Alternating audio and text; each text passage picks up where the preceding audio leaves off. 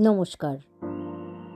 দ্বিধাগ্রস্ত মনে যে কাজ করে সে অপরাধী, কারণ তার কাজ বিবেক বিরোধী।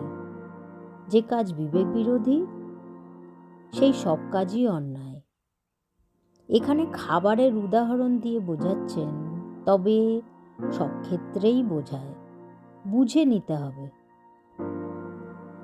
কিন্তু কোনো কিছু খাবার ব্যাপারে যার অন্তরে দ্বিধা থাকে, সে যদি তবুও তা খায় তাহলে সে অবশ্যই দোষী, কারণ সে তো নিজের বিবেকের বিরুদ্ধে কাজ করল। কেউ যদি বিশ্বাস করতে না পারে যে এটা ঠিক, তবে সেই কাজ করা পাপ।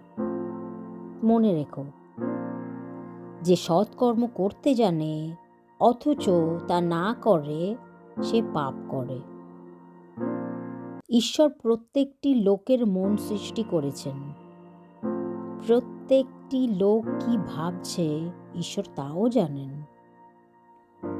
আমি প্রভু পরমেশ্বর অনুসন্ধান করি মানুষের মন, যাচাই করি প্রতিটি হৃদয়, তার জীবনযাপনের ধারা অনুযায়ী, তার কর্ম অনুযায়ী ফল দিই তাকে। জয় যিশু। ধন্যবাদ। নমস্কার।